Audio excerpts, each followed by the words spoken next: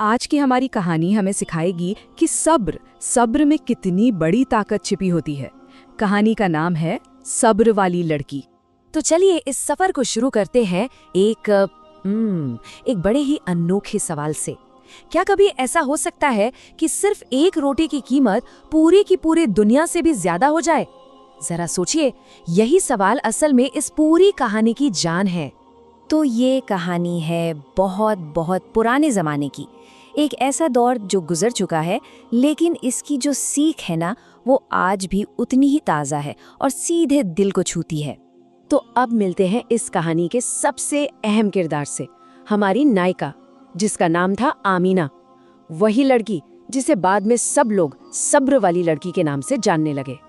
तो आमीना जो थी वो एक छोटे से प्यारे से गांव में अपनी बूढ़ी माँ के साथ रहती थी। बड़ी ही नेक और आप कह सकते हैं अल्लाह का खौफ दिल में रखने वाली लड़की थी।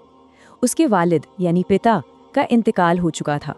आमीना का किरदार सच कहूँ तो बहुत ही खास था। देखिए, दौलत के मामले में तो वो गरीब थी, पर दिल की वो बहुत अमीर थी। उसकी असली दौलत, उसका असली खजाना तो उसका ईमान और उसकी नेकी थी। उसका दिन कैसे गुजरता था? भाई, उसका तो हर दिन अल्लाह की इबादत में ही निकल जाता था। बिल्कुल पाबंदी से नमाज पढ़ना, कुरान की तिलावत करना और सबसे ज़रूरी अपनी माँ की खूब खिदमत करना। बस यही थी उसकी सीधी सादी सुकून भरी जिंदगी। लेकिन कहते हैं ना कि अल्लाह सबसे ज़्यादा उसी को आजमाता है जिसका ईमान सबसे मजबूत होता है। और बस यहीं से आमिना के सब्र और उसके यकीन का असली इम्तिहान शुरू होने वाला था। हुआ ये कि उस गांव पर एक बहुत ही भयानक सूखा आ पड़ा। सोचिए ज़रा, सारी फसलें तबाह हो गईं, ज़मीन एकदम बंजर और खाने के लिए एक दाना तक नहीं बचा था। हालात इतने ज़्यादा बिगड़ गए थे कि लोग अपना घर बार छोड़कर जाने पर मजबूर हो गए थे। और ऐसे मुश्किल वक्त में आमिना और उसकी माँ के पास आखिर में क्या बचा था? सिर्फ एक रोटी। जी हाँ, सिर्फ एक रोटी। वही उनकी आखिरी उम्मीद थी। अब जाहिर सी बात है, एक माँ का दिल तो कांपेगा ही। डर के मारे उन्होंने आमिना से कहा, बेटी चलो, इसे हम दोनों आधा आधा खा लेते हैं। कल का क्या भरोसा, पता नहीं कल कुछ खाने को मिले भी या ना मिले। लेकिन यहाँ पर आमिना का यकीन देखिए। उसने अपनी माँ के इस डर का जवाब एक हल्की सी मुस्कान और अपने सब्र से दिया। बोले, अम्मी फिक्र ना करें, अल्लाह सबसे बड़ा है, सबसे ज्यादा रहम करने वाला है, वो हमें भूखा नहीं रखेगा। आप देख रहे हैं, उसका भरोसा उस एक रोटी पर नहीं बल्कि अपने रब पर था।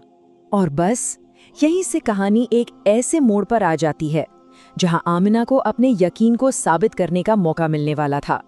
ये वही पल था जब उसे अल्लाह की राह में अपना सब कुछ, यहाँ तक कि अपनी आखिरी उम्मीद भी कुर्बान करनी थी। अभी वो माँ बेटी उस आखिरी रोटी को खाने के लिए बैठी ही थी कि तभी दरवाजे पर किसी ने दस्तक दी। जरा सोचिए, उस एक पल में उनके दिल पर क्या गुजरी होगी।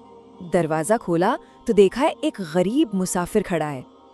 उसकी आवाज़ में इतनी बेबसी थी, उसने बस इतना कहा, मैं 3 दिन से भूखा हूँ, अल्लाह के नाम पर क्या कुछ खाने को मिल सकता है? एक बार फिर याद दिला दूं, ये उनकी आखिरी रोटी थी, आखिरी। उनके पास इसके अलावा कुछ भी नहीं था। वो सिर्फ एक रोटी का टुकड़ा नहीं था, वो उनकी जिंदगी थी, उनकी उम्मीद थी। माँ तो ये देखकर एकदम सन्न रह गई। उन्हें समझ ही नहीं आया कि अब क्या करें। लेकिन आमिना ने एक पल के लिए भी नहीं सोचा, एक सेकंड की भी हिचकिचाहट नहीं दिखाई। उसने वो पूरी की पूरी रोटी उठाई और उस भूखे मुसाफिर के हाथ में रख दी। कहते हैं कि जब कोई अल्लाह के लिए अपनी सबसे प्यारी चीज़ भी कुर्बान कर देता है ना, तो फिर अल्लाह की रहमत का दरवाज़ा खुल जाता है। तो अब देखते हैं आमिना के इस फैसले का, इस कुर्बानी का नतीजा क्या हुआ।